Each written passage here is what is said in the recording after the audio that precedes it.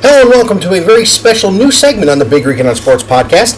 This is the Big Rican Buckeye Week in Review. As I go through each game this season with the Buckeyes, I'm not going to have time to do previews, so I can do reviews usually Sunday or Monday nights after they play their game on Saturday. Today is Monday, September the 5th, Labor Day. Happy Labor Day to everybody. Hope everybody enjoyed a nice day off as it poured in upstate New York. So we were inside all day. So really want to get to what went on Saturday night at the Horseshoe, where in the most anticipated opener that I can remember in Ohio State history, they played number 5 Notre Dame in a 2 versus 5 matchup this early in the season. What were we going to see? There was a 17.5 point spread. The time of the game when the lines closed, it was 16.5. So everybody thought it was going to be a blowout. Well, someone never told Notre Dame. So I want to go over each quarter with you. I want to tell you things I liked, things I saw that I think they need to improve on, and things I thought Notre Dame did well. So let's start right off the bat. And the best thing I thought they did all night, as far as setting a tone, is Ryan Day put his defense on the field first, which is the most maligned unit he's had there in years. He inherited the team in 2019, and he had a dominant defense that helped him get to what should have been a trip to the national championship game against LSU. Shoddy refereeing, in my opinion, didn't get them there. So the last couple years, the defense has let Ohio State down. 2 years ago with letting Alabama just run wild on it, and last year with not even getting to the Big Ten championship game for the first time in Ryan Day's tenure as head coach at Ohio State. So coming into the season, that was the unit they did the most work on, with the addition of Jim Knowles from Oklahoma State as the new defensive coordinator, and letting him hire his staff. Which isn't unheard of, but at Ohio State is pretty unheard of. Because normally, from what I've seen, the head coach brings in who he wants at each level. Whether it's defensive assistants or offensive assistants. In this case, defensive obviously is what we're speaking about. But he put his defense on the field first, and right away, Notre Dame had a big play, a couple of plays into the game. Let me back up a little bit. Kickoff coverage was the best I've seen it since Urban Meyer was there. That kid caught that kick at the 2 and he got to the 14. It was a great job on kickoff coverage. They actually did that all night. Notre Dame's average starting field position was not very good. I did watch just about the whole thing. I did miss some. I had Bobby up with me, so I did miss some when I finally put into bed. But yeah, it was a great night on kick coverage. So let's get to that first offensive series for Notre Dame.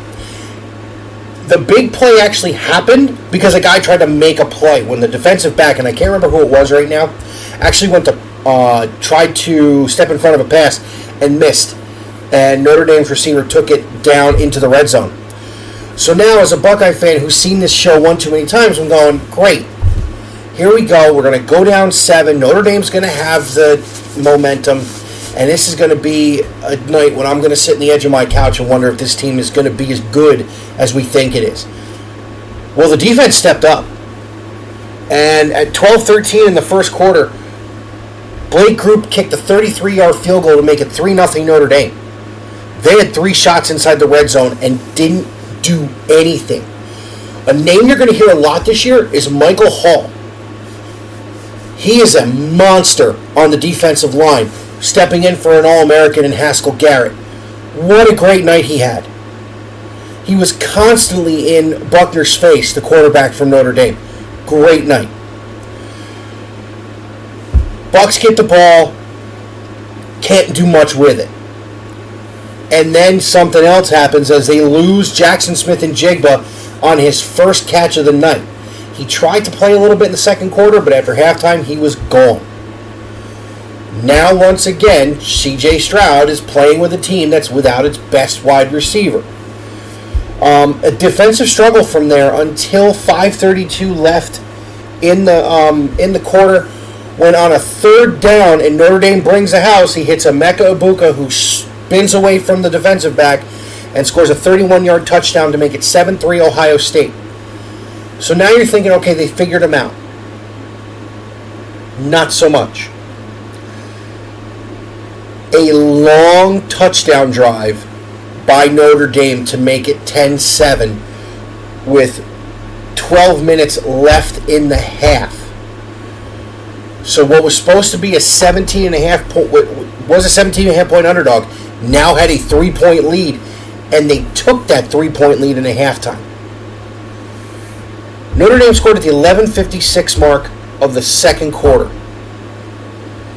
This is where it became huge, because those are the last points that Notre Dame scored on the evening. That's right, this Buckeye defense, much maligned and in its first game under a new DC, held its opponent scoreless for 41 minutes. Notre Dame's not a bad team, folks. They are a very quality football team that if they run the table could probably be the 4 seed or even the 3 seed in the college football playoff. What a dynamic defense Ohio State now has. They pressured the quarterback. They played good on the back end. Sound tackling. Wasn't many missed tackles on this night. The line, Tommy Eichenberg stepped up and played great. Jack Sawyer was playing stand-up on the end of the line. Jim Knowles may be just what this team needed. Jack Sawyer, Tommy Eichenberg, TJ Ugalele. By the way, I was getting his name wrong all last week. All played very well. Eichenberg had a sack. I mean, he was busting through the line, left, right, and center. When you're built like a Big Ten team like Notre Dame is, you have to run the football. They averaged 2.6 yards a carry. 20 carries for, it was 30 carries for 70 yards. Notre Dame takes the lead into the half. Ohio State gets the ball coming out of the half, 3 and out.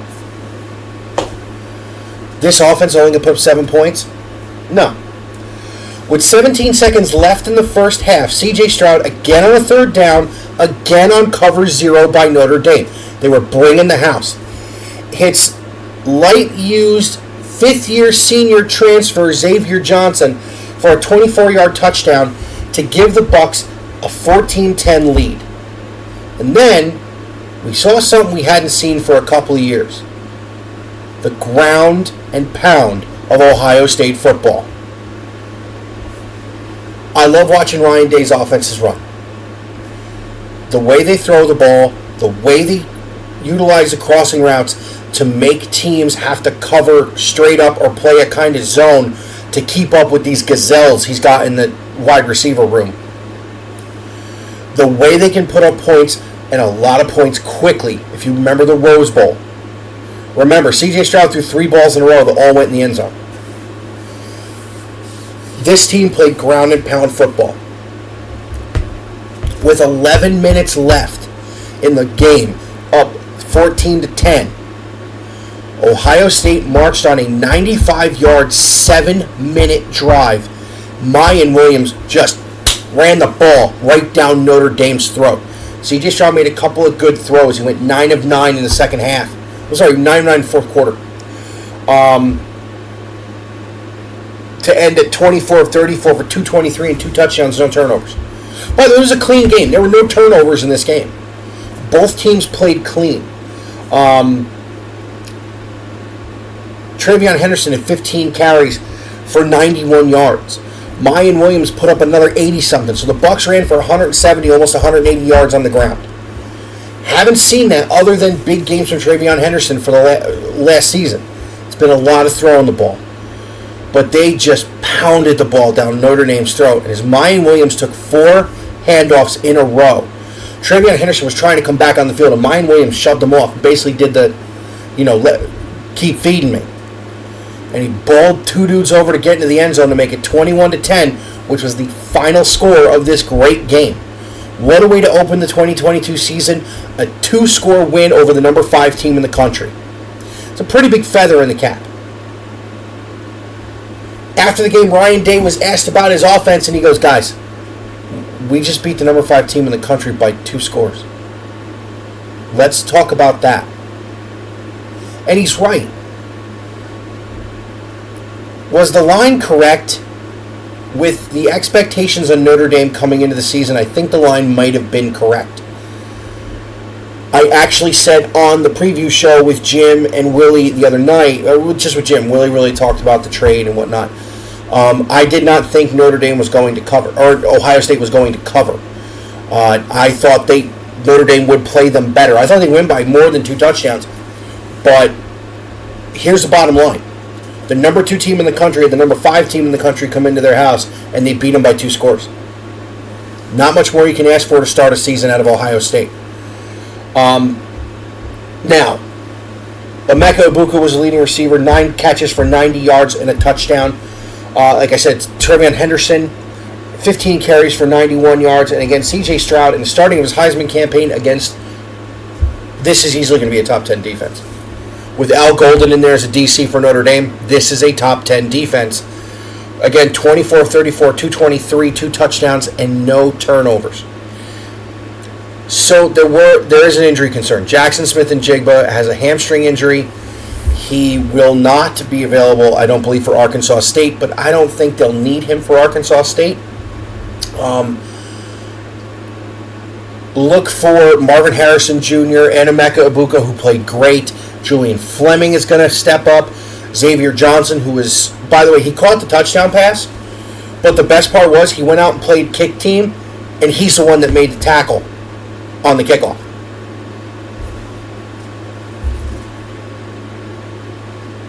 This was a very, very good game by 2 very good football teams.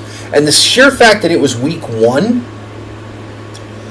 is really the biggest thing you can take away from this, is that these guys were playing this good in week 1. Both teams can build off of this. If I'm Notre Dame, I'm saying, okay, brand new quarterback, all these pieces on offense weren't there, and we still were in that game. If I'm Ohio State, I have to take from this what Ryan Day said in his post-game presser. They stressed all summer they had to win ugly. They won ugly against Notre Dame. This was not the Michigan State game last year when Stroud was hitting everybody and their mama for a touchdown. You get a touchdown, you get a touchdown. It wasn't that way. They earned every single yard and every single thing they did. Biggest thing in the game that was different, Ohio State was 7 of 13 on 3rd down. Notre Dame was 4 of 13. Can't win if you can't convert on 3rd down. Last year, Ohio State was giving up a 3rd down conversion 42% of the time. That's a heck of a statement against a good team Saturday night. So where do we go from here? Arkansas State on Saturday, Toledo thereafter, and then we get into the Big Ten schedule as I talked about. I'll come to you guys probably next Sunday to discuss the Arkansas State game. Maybe go into a little bit more depth into a couple things, because I don't think it's going to be much of a game. I don't like these games. I don't like when they play the FCS teams and blow them out. I mean, it's fun to watch for a little bit, and it gives you stuff to do with the family on Saturdays, but play good teams. Have games like Saturday night. Have games where you got to fight for every single yard, because that's how you win in November. And that's how you win a championship, is you know how to fight for every single yard in every single game. No more evident than what they celebrated at the end of the first quarter. And that's where I'm going to end this episode. It has been now 20 years since Ohio State won the national championship in 2002. In that epic Fiesta Bowl in 2003 against a juggernaut Miami that no one thought would lose. Even Herbstreit, who was talking smack during game day about it, picked Miami to win that game. Coach Corso put the duck on his head. Coach put Brutus on Sunday. But something else happened on Saturday that I don't think anybody's really going to want to talk about because of what we're going to be missing. This will be one of the last games that Chris Fowler and Kirk Herbstreit call for Ohio State, unless they get into the playoff in the national championship game, as that giant $7 billion broadcasting contract with Fox, CBS, and NBC goes into effect starting next season. We will probably see game day at Ohio State again this year. I'm pretty sure they will be in the shoe again for the game in November, especially if both teams are as good as I think they're going to be. Everybody on Twitter's like, oh, Michigan won 55-0. They played Oregon State. They're an FBS team in name only. Ohio State beat the number 5 team in the country. Let's see where the season takes us. It's going to be a lot of fun. I think this team is primed for a championship run. They have a quarterback who's going to be in the New York again as a finalist for the Heisman. They have 2 stud running backs. Cade Stover made some great plays Saturday night at tight end, wearing the Rob Gronkowski thing on his arm. Once they get JSN back, you know what he can do, and you know what the rest of these guys are capable of in Fleming, Ibuka, and Marvin Harrison Jr. Going to be a great season, and I'll try to come to you every single week with a post-game review of each game. Maybe even get some other fans of other teams on here, and we'll talk about the game that they have against them. I know Alex is in Chicago. Maybe I can get him for a Northwestern game. The invitation is always there for Willie. Of course, I'll have him on the preview. The only game I will preview, will be the big one this year in Columbus. As always, Big Rican can be found here on the Big Rican YouTube channel.